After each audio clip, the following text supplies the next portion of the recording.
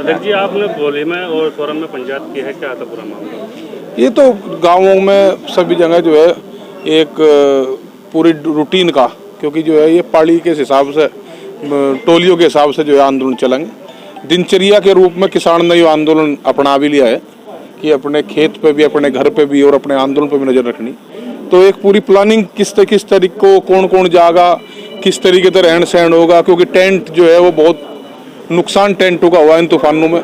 तो अब ट्रोलों की व्यवस्था, क्योंकि गन्ने का सीजन चला गया तो ट्रोले बहुत खाली हैं, तो ट्रोलों को ही अपना एक घर बनाना पड़ेगा, उसको कवर करके उसमें पंखे कूलर लगाने पड़ेंगे।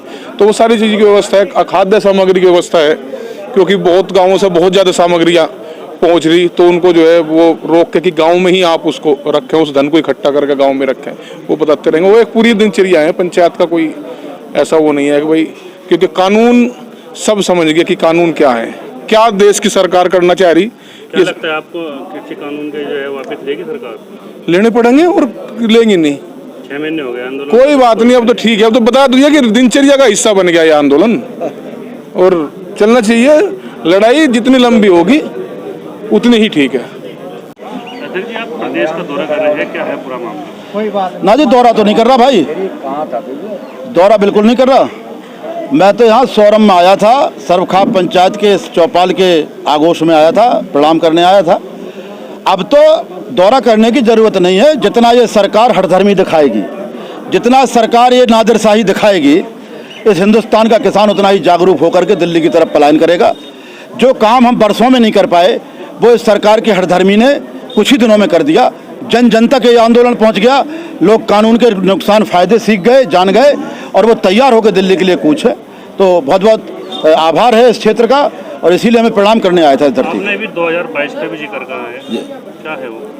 अजी 2022 में तो चुनाव है, रूटीन है इनका चुनाव का, और हम लोगों का भी रूटीन है सरकार को वोट देना, और ये भी रूटीन है कि हर अगले पे भरोसा करना।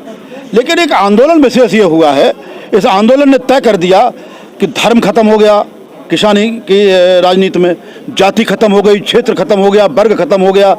इस आंदोलन ने सारा कुछ खत्म कर दिया। किसान को ये सिखा दिया कि अगर अब भी नहीं संभले तो आने वाली पीढ़ियां बर्बाद हो जाएंगी। ये फसल बचाने की लड़ाई नहीं है, ये नस्ल बचाने की लड़ाई है। ये पूरी दुनिया सीख गई है। तो 22 में क्या होगा, 24 में क्या होगा, ये तो इनके कर्तव्य कुकर में बताएंगे सरकार के। 6 महीने हो गए आंदोलन को, क्या लगता है कि आंदोलन कितने आगे और चलेगा?